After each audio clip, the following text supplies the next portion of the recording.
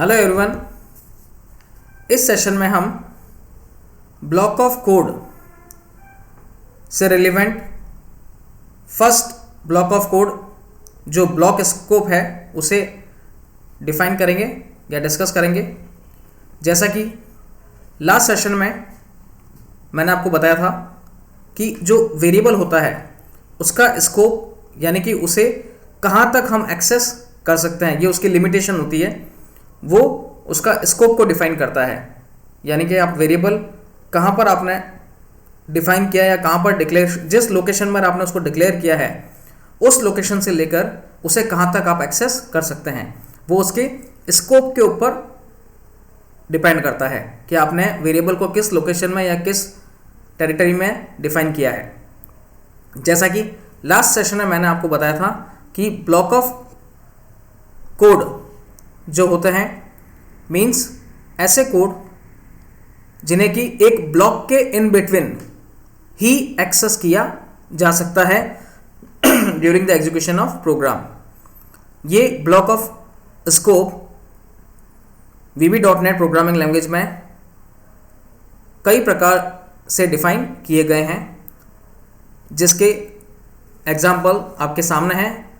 ये block of code में do and loop, for each next loop, if and if block of code, select and select block of code, try and try block of code, while and while block of code, with and with block of code. यानी कि ये वो block of code हैं जिनके बीच में अगर आप किसी भी वेरिएबल को डिक्लेयर करते हैं या इस में डिफाइन करते हैं या यूज में लेते हैं तो उन कंसर्निंग वेरिएबल को हम सिर्फ उस ब्लॉक ऑफ कोड में ही यूज में ले सकते हैं। जैसे इसका एग्जाम्पल जो है वो यहाँ पर डिफाइन किया गया है, like if and if block of code. If and if block of code एक ऐसा ब्लॉक ऑफ कोड है जिसमें कि हमने जिस वेरिएबल को डिफाइन किया है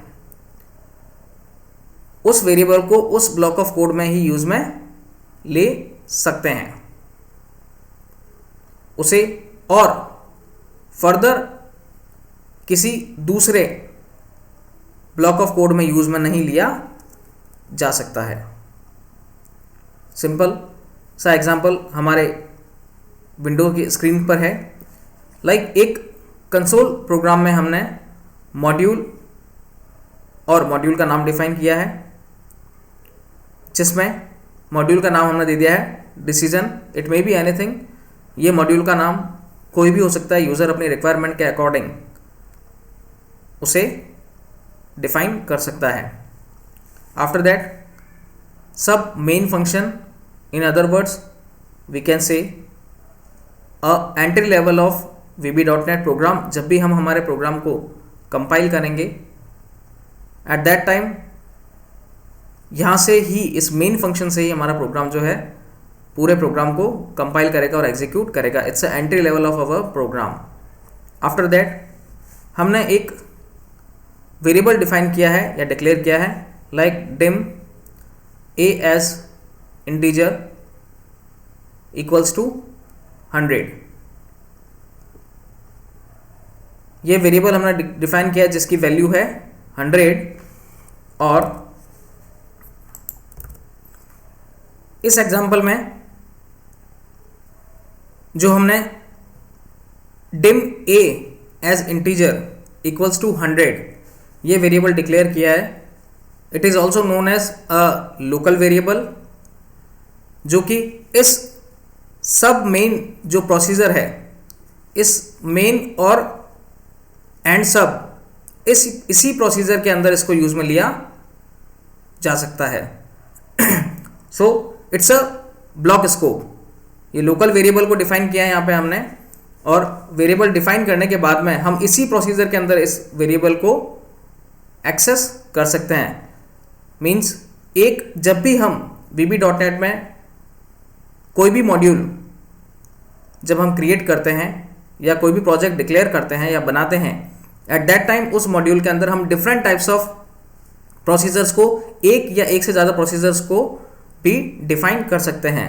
बट जिस प्रोसीजर के अंदर हमने जो भी वेरिएबल डिक्लेयर किया गया है, तो उस वेरिएबल का जो एक्सेस करने की जो कैपेबिलिटी है वो उसी मेन प्रोसीजर तक ही उसको हम एक्सेस कर सकते हैं। उसके बाद अगर कोई दूसरे प्रोसीजर में हम उसको डिफाइन करेंगे या एक्सेस करेंगे वेरिएबल को, तो at that time compiler error generate करेगा। इस एग्जांपल में मेन फंक्शन हमने डिफाइन किया है। डिफाइन करने के बाद में इस प्रोसीजर के अंदर हमने डिम ए एज इंटीजर जिसकी वैल्यू अपने 100 दी है, और उसके बाद एक इफ कंडीशन लगाई है जिसमें कि हमने a इज लेस देन 20, इसको कंडीशन दिया है कि a की वैल्यू क्या होगी, लेस देन 20 हो। तो कंसोल डॉट राइट लाइन हमें हमारे जो कंसोल एप्लीकेशन है उसके ऊपर क्या प्रिंट हो या क्या डिस्प्ले हो, the a is less than 20, ये हमारे को डिस्प्ले हुआ होना चाहिए। और एल्स नहीं तो console dot right line a is not less than 20, ये हमारे को प्रिंट हो। तो after that and if condition को हमने यहाँ पर क्लोज कर दिया है, और उसके बाद में console dot right line value of a is, जो भी a की वैल्यू हमने डिफाइन की है वो है 100, वो हमें यहाँ पर शो करेगा। जो भी वैल्यू का हमने जैसे लिखा है डिम a एज इंटीजर 100, यहाँ पर 500 या 40, 20, 30 जो भी वैल्यू यहाँ पर डिफाइन की है वो वैल्यू यहाँ पर आपको हमारे स्क्रीन के ऊपर at the time of output, जब हम इसको कंपाइल करेंगे, कंपाइल करने के बाद में उस वैल्यू को डिक्लेयर करेगा।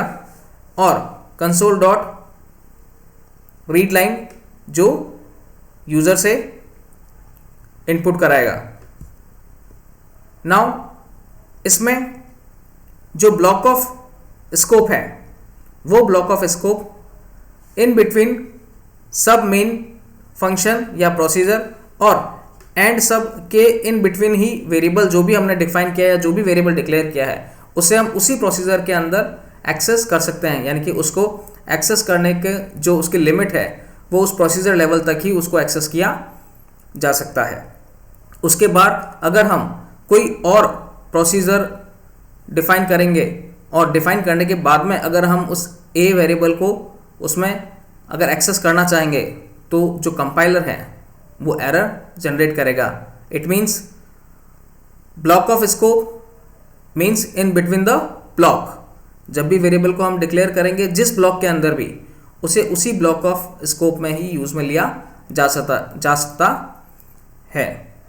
सो it's a example where we will use the territory of block of scope. Block of scope को उसी टेरिटरी में हम लोग यूज में ले सकते हैं जहां पर वेरिएबल को डिफाइन या डिक्लेयर किया गया है। उसके बाद अगर कोई दूसरे ब्लॉक ऑफ स्कोप हम डिक्लेयर करते हैं या डिफाइन करते हैं, उसमें पहले से pre defined previous block of code में जो भी वेरिएबल हमने डिक्लेयर किया है उसको अगर एक्सेस करना चाहेंगे तो वो उसकी परमिशन हमारे को नहीं देगा और कंपाइलर एरर को जनरेट कर देगा। So it's a overall way of working of block of scope. In other words we can say variable scope, जैसे कि हम लोग उस वेरिएबल जहाँ पर जिस लोकेशन में डिफाइन किया गया है उसे उसी लोकेशन तक एक्सेस किया जा सकता है। नेक्स्ट सेशन में हम प्रोसीजरल स्कोप, मॉड्यूल स्कोप और नेम स्पेस जो स्कोप होता है उनको हम लोग थ्योरेटिकली इम्प्लीमेंट करेंगे कि प्रोसीजरल लेवल स्कोप में वेरिएबल को कहाँ तक हम लोग एक्सेस कर सकते हैं, मॉड्यूल स्कोप में कहाँ तक उसको एक्सेस किया जा सकता है, या नेम स्पेस जो स्कोप होता है, इन अदर वर्ड्स जिसे कि हम लोग पब्लिक स्कोप भी कहते हैं, वहाँ पर डिक्लेयर किया गया वेरिएबल को कहाँ तक या किस लिमिट तक हम लोग एक्सेस कर सकते हैं। So it's all over about block scope.